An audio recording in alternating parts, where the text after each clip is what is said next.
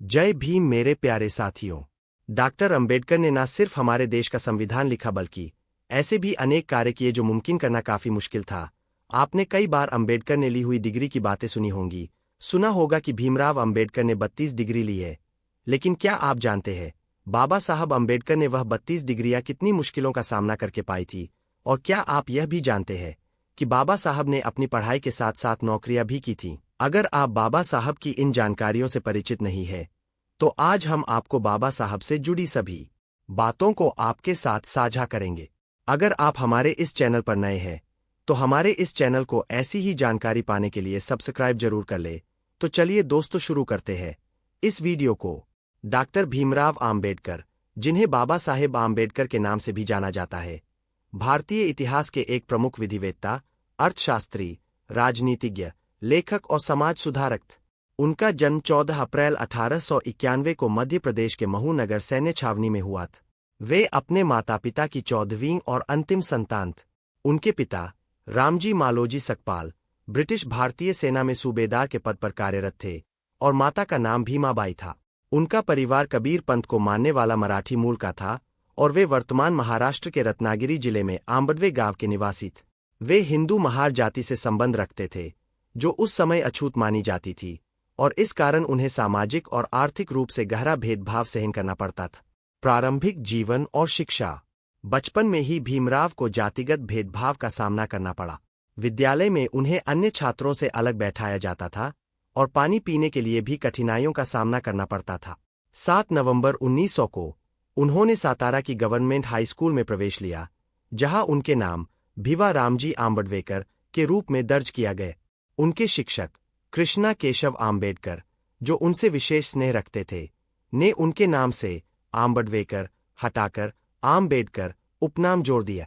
1907 में उन्होंने मैट्रिक परीक्षा उत्तीर्ण की और अगले वर्ष एल्फिंस्टन कॉलेज में प्रवेश लिया, जो बॉम्बे विश्वविद्यालय से संबद्ध था। 1912 तक उन्होंने बॉम्बे विश्वविद्यालय से अर्थशास्त्र और राजनीतिक विज्ञान में कला स्नातक BA की उपाधि प्राप्त की।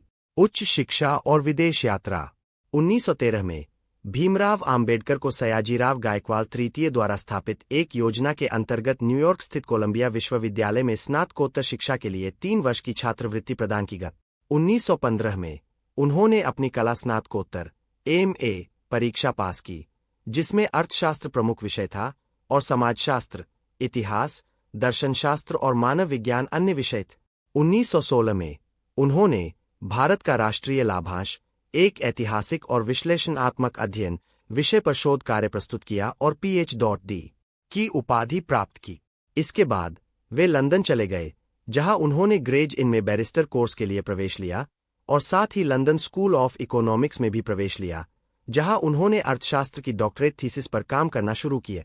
1921 में उन्होंने ब्रिटिश भारत में शाही अर्थव्यवस्था का प्रांतीय विकेंद्रीकरण विषय पर MSc की उपाधि प्राप्त की।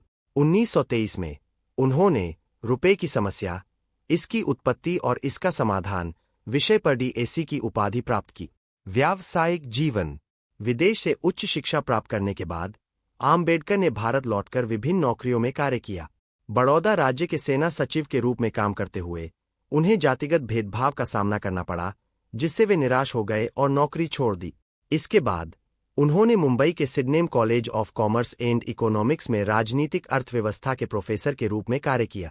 इसके साथ ही उन्होंने वकालत भी शुरू की और समाज में दलितों की स्थिति सुधारने के लिए सक्रिय रूप से कार्य किया। राजनीतिक जीवन और संविधान निर्माण। आम्बेडकर ने 1936 में स्वतंत्र लेबर पार्टी की स्थापना की, जिसने 1937 के केंद्रीय विधानसभा चुनाव में 15 सीटें जीती। 1942 से 1946 तक वे वायसराय की कार्य परिषद में श्रम मंत्री रहे। 29 अगस्त 1947 को उन्हें संविधान सभा की प्रारूप समिति का अध्यक्ष नियुक्त किया गया, जहां उन्होंने भारतीय संविधान के निर्माण में महत्वपूर्ण भूमिका निभा। 15 अगस्त 1947 को वे स्वतंत्र भारत के प्रथम कानून और न्याय मंत्री बने।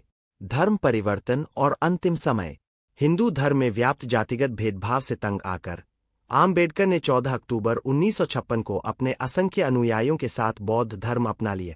6 दिसंबर 1956 को दिल्ली में उनका निधन हो गया। 1990 में उन्हें मरणोपरांत भारत रत्न से सम्मानित किया गया। डॉक्टर भीमराव आम्बेडकर का जीवन संघर्ष, शिक्षा और समाज सुधार के प्रति समर्पण का प्रतीक है। उनके योगदान को सदैव स्मरण किया जाएगा। अगर आपको हमारी यह जानकारी अच्छी लगी हो तो हमारे चैनल को सब्सक्राइब जरूर करें और कमेंट करके भी जरूर बताएं कि आपको हमारी यह जानकारी कैसी लगी।